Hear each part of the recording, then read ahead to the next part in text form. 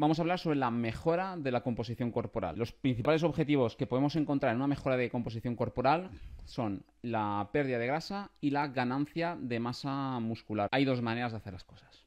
O bien por cuenta propia, donde tú con los conocimientos que tienes, las capacidades que tienes, vas a intentar lograr esos diferentes objetivos, o bien acudir a un dietista nutricionista, a un profesional que te guíe, que te marque las pautas y que te haga los seguimientos. Independientemente de que acudas a un dietista nutricionista o lo hagas por tu cuenta propia, los principios que se van a tener que seguir para los diferentes objetivos van a ser los mismos. Obviamente, si acudes a un dietista nutricionista, es mucho más fácil que aciertes desde el principio, porque al final esto es ensayo-error, y obviamente la experiencia de un buen dietista nutricionista te va a permitir ir por el buen camino desde el principio y que en cuanto se detecten errores o problemas, poder reajustar para reencaminar. ¿De acuerdo? Vamos a empezar explicando un poco qué es pérdida de grasa y qué es ganancia de masa muscular, que son los dos principales objetivos. Incluso en consulta podría decir que el de pérdida de grasa podríamos estar hablando de entre el 70 y el 80% de las consultas, y la ganancia de masa muscular entre un 20 y un 30%. Es decir, principalmente la gente acude a un dietista nutricionista para perder grasa. Ahora bien, estos son objetivos que tanto la alimentación como la actividad y como el ejercicio físico van a ser muy importantes de tener en cuenta para poder lograr el objetivo de la forma más eficiente posible. ¿De acuerdo? Obviamente, según los perfiles de las personas, según las capacidades físicas, según la capacidad de adherencia, el contexto, la gestión emocional, todas las condiciones que se van a tener que tener en cuenta a la hora de poder llevar a cabo una planificación, van a hacer que a lo mejor el ejercicio físico coja más importancia y relevancia, o la alimentación coja más relevancia. Más adelante hablaremos sobre el ejercicio físico. Respecto a qué es una pérdida de grasa y qué es una ganancia de masa muscular. Una pérdida de grasa es la reducción de la cantidad de tejido graso acumulado en el cuerpo. Y la ganancia de masa muscular es la búsqueda del incremento de tejido muscular en el cuerpo. ¿De acuerdo? Son dos tejidos diferentes. Tejido graso, tejido muscular. La ciencia nos dice que para gozar de una buena salud, cuanto más bajo sea la cantidad de tejido graso, mucho mejor, y cuanto más elevado sea la cantidad de masa muscular, muchísimo mejor, independientemente de la estética. No estamos hablando de belleza, no estamos hablando de que un cuerpo se vea bonito, no, estamos hablando de salud. Cuanta más masa muscular, y que esa masa muscular sea lo más funcional posible, más fácil que goces de una buena salud. Cuanto menos tejido graso tengas hasta cierto punto, porque el tejido graso es importante y necesario, pero obviamente el exceso sí que produce un entorno proinflamatorio que no nos interesa, y por tanto cuanto más bajo sea hasta cierto punto, pues muchísimo mejor. Entonces, independientemente de la estética, debemos buscar tener una buena composición corporal.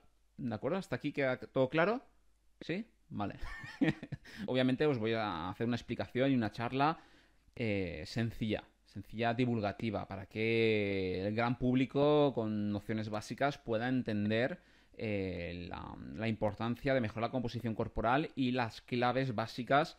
No voy a profundizar porque no sé a quién le estoy hablando exactamente. Si yo tuviese un público cerrado, por ejemplo a mis alumnos que son médicos, pues hablaría de una manera.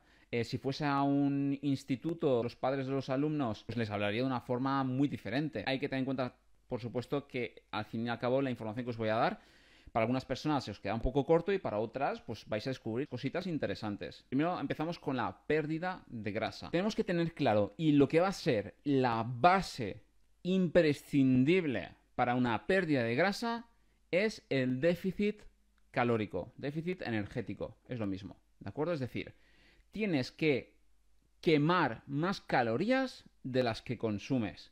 Tienes que tener un mayor gasto energético que el que tú consumas. ¿De acuerdo? De esta manera, el cuerpo tirará de la reserva energética, que en este caso es el tejido graso. Porque el tejido graso en el cuerpo cumple la función de ser una reserva energética magnífica en una época donde no teníamos facilidad para comer, para tener acceso a los alimentos, pero que ahora, con el contexto pues, obesogénico en el que nos encontramos, con una gran cantidad de alimentos hiperpalatables con una alta densidad energética que favorecen pues, un exceso acúmulo de tejido graso, pues ya obviamente no es tan bonito.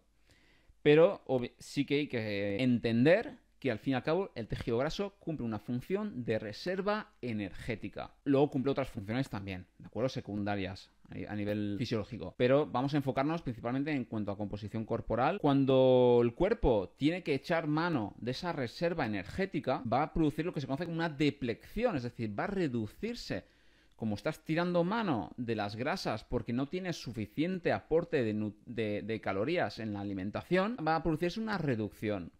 Y si ese déficit es constante y mantenido en el tiempo, pues a lo largo de los días, de las semanas y de los meses, se va a producir una reducción significativa de tejido graso. Porque tú estés un día en déficit y el resto de la semana en superávit, es decir, por encima, ese déficit no sirve para nada.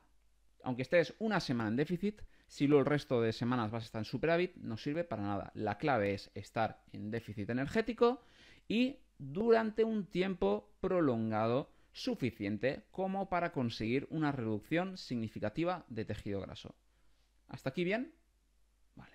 Una vez tenemos claro que tenemos que estar en déficit energético, estar en déficit energético es muy fácil. Tan fácil como dejar de comer. Así de simple. Tú dejas de comer y es altamente probable que estés en déficit energético. Porque a día de hoy todavía no existe ninguna persona que tenga una fuente energética inacabable interna. Es decir, si estamos con sobrepeso es porque ingerimos más calorías de las que toca. No obtenemos energía de otra manera. Es una persona que requiere consumir compuestos que permitan obtener energía, ¿ok? Y que se acumule esa energía en diferentes maneras, o bien en forma de tejido graso, en forma de glucógeno en el músculo, como una reserva energética más inmediata. Si tú dejas de obtenerla, entras en déficit. Para estar en déficit hay que reducir el aporte energético. Y no hay que confundir a reducir el aporte energético con comer menos. Menos en cuanto a volumen. Esto es muy importante, porque asociamos estar en una dieta de déficit energético para perder peso con comer menos cantidad de comida con pasar hambre. No. Lo único que hay que hacer es una buena selección de alimentos de moderada densidad energética combinada con alimentos de baja densidad energética para que estés saciado, que cubras suficiente los requerimientos energéticos de tu cuerpo para rendir correctamente en tu día a día y obtener, por supuesto, todos los nutrientes asociados, vitaminas, minerales, antioxidantes, fibra, aminoácidos, ácidos grasos esenciales, porque tu cuerpo necesita esos nutrientes para seguir viviendo. A pesar de que estés en un proceso de pérdida de grasa sometiendo tu cuerpo a un déficit energético, necesitas seguir obteniendo nutrientes para funcionar correctamente. Y por eso, hacer dietas excesivamente restrictivas o dejar de comer o reducir excesivamente los alimentos es una estrategia que ya sabemos que a corto plazo puede ser efectiva, pero que a medio y largo plazo va a ser un fracaso. No vas a tener adherencia porque estás sometiendo a un estrés excesivo tu organismo y te estás estresando tú. ¿De acuerdo? ¿Hasta aquí claro? Bien. Sabemos que tenemos que estar en déficit energético y sabemos que tenemos que empezar a seleccionar alimentos que nos mantengan saciados, que nos den la suficiente energía para rendir bien, pero que aún así nos sometan a un déficit, es decir, que sigamos estando por debajo de lo que necesitamos para que nuestro cuerpo tire de las grasas. ¿Esto cómo se hace? Pues elaborando una planificación nutricional cuyo aporte energético esté estimado, de forma estimada, porque al fin y al cabo esto son estimaciones, entre 300, mi recomendación profesional es entre 300 y 400 calorías diarias de déficit, no más, no hace falta más, ¿de acuerdo? Y menos sería muy lento el proceso, hay que acelerarlo un poco porque necesitas ver resultados, psicológicamente tienes que ver que tienes una correcta progresión y que realmente hay un impacto, hay unos resultados, ¿de acuerdo? ¿Cómo haces esto? Sin conocimientos, muy complicado. Sin idea de las calorías, los nutrientes, las proteínas, las grasas, los hidratos de carbono que te aportan los alimentos, va a ser muy complicado. Por eso, a veces sí que puede ser interesante, aunque sea durante un periodo corto, que acudas a un dietista nutricionista que te enseñe a comer, que adquieras ciertas nociones de lo que tu cuerpo necesita para funcionar correctamente y mantener una buena composición corporal. Casualmente soy dietista nutricionista. Pero independientemente de si acudís a mí o acudís a cualquier profesional que tengáis cerca, lo primero, aseguraos de que sean dietistas nutricionistas, es decir, que tengan la carrera, ¿de acuerdo? La carrera universitaria, que tengan una buena experiencia, porque muchas veces nos encontramos con profesionales que son unos patanes también, y que tenga cierta coherencia lo que te ofrezca respecto a lo que tú necesitas. En el caso de que económicamente no te lo puedas permitir, repito, yo soy dietista nutricionista y puedo decir que ofrezco a día de hoy un fantástico servicio a un precio imbatible e incomparable con lo que puedas encontrar por ahí. A ver, nunca hago publicidad en Instagram de nada. No voy a hacer publicidad de mí, vamos. Si no puedes económicamente permitirte un dietista nutricionista, pues te va a tocar empollar. Te va a tocar empezar a aprender qué son las proteínas, buscar en Google qué son las proteínas. Os prometo que durante este año voy a enfocar más Instagram, el YouTube, todos los perfiles hacia la educación nutricional. Os voy a enseñar qué son las proteínas, qué son los carbohidratos, qué son las grasas. ¿De acuerdo? O sea que por esa parte no os preocupéis. Desde mi perfil intentaré ayudaros al máximo. Pero bueno, a día de hoy, irte a Google y buscar qué son las proteínas, qué son las grasas, qué son los hidratos de carbono, cuántas calorías aporta cada uno, alimentos ricos en proteínas, alimentos ricos en grasas, alimentos ricos en hidratos de carbono, es fácil. Y aunque haya mucha información en internet y hay cosas que puedan ser más o menos dispar, son definiciones y conceptos bastante básicos y repetitivos. Y lo que tenéis que saber hacer, ¿de acuerdo?, es buscar en diferentes fuentes de información y contrastar. Vale, esto lo he buscado en 3 fuentes diferentes y los 3 me dicen lo mismo. Pues es altamente probable que esté en lo cierto. Lo que tenéis que tener claro es que la base de una alimentación enfocada a la pérdida de grasa es el gran consumo de vegetales de baja densidad energética. Verduras de todos tipos. O sea, puedes comer verdura salteada, en ensalada. Personalmente y profesionalmente, la verdura en las planificaciones nutricionales es ilimitada. No se cuenta los gramos. Es ilimitado. Si un dietista nutricionista estáis en un proceso de pérdida de grasa y tenéis bastante tejido graso que perder y os pone el límite en cuanto a las verduras,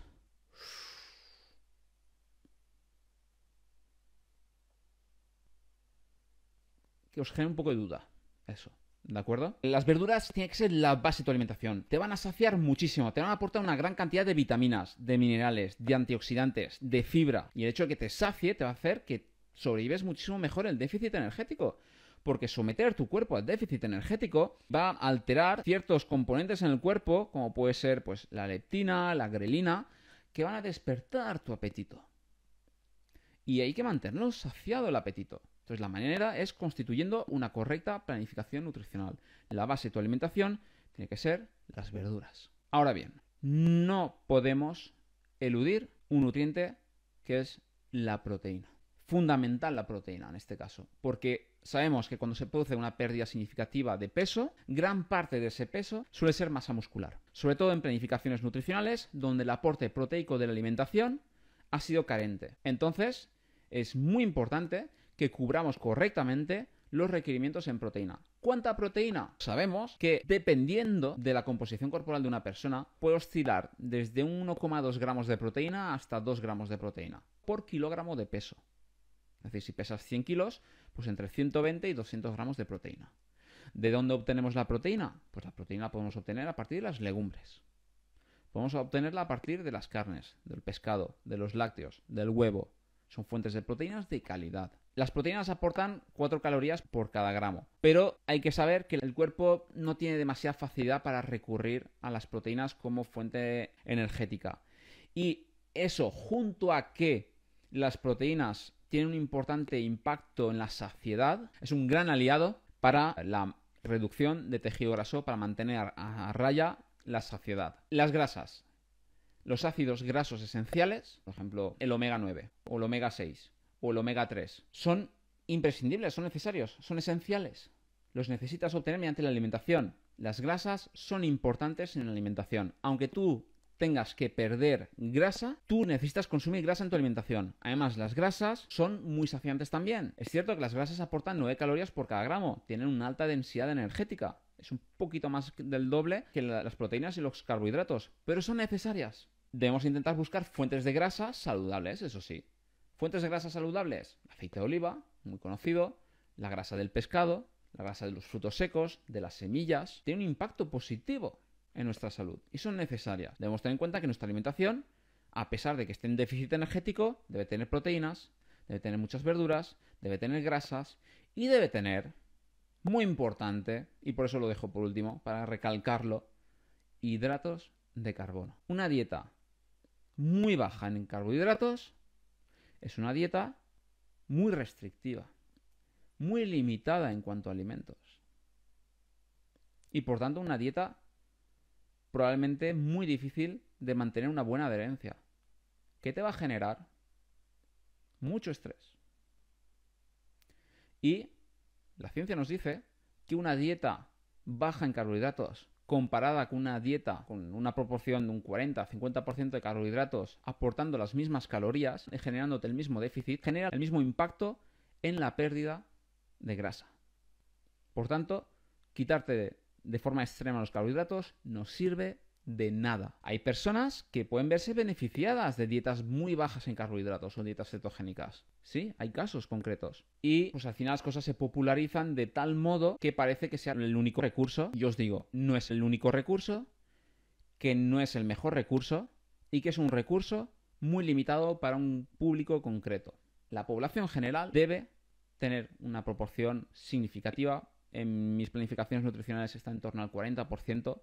Es decir, si una dieta tiene 2.000 calorías, el 40% va a proceder de los carbohidratos. Esto variará luego también en función del objetivo de la persona, de la actividad que tenga, pero es a grosso modo. Sería como mínimo el 40%.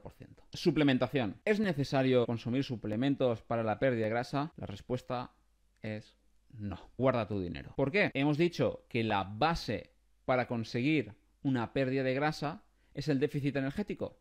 Si tú consigues estar en déficit energético, reduciendo el aporte energético de la alimentación y otro recurso más, que es con el que iremos después, será incrementando el gasto energético mediante la actividad y el ejercicio físico, no necesitas ningún producto. Además, no hay evidencia que haya productos que favorezcan de forma directa la pérdida de grasa. De forma indirecta, pues hay cositas.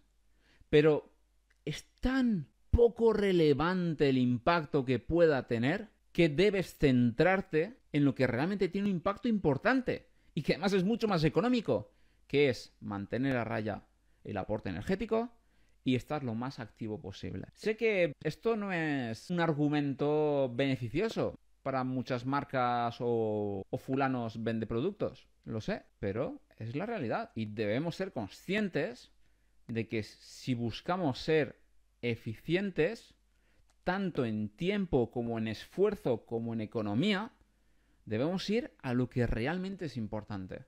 ¿Queda claro? ¿Sí? Vale. Bien. El ejercicio físico. Primero vamos a diferenciar qué es actividad física y qué es ejercicio físico. La actividad física, ¿de acuerdo?,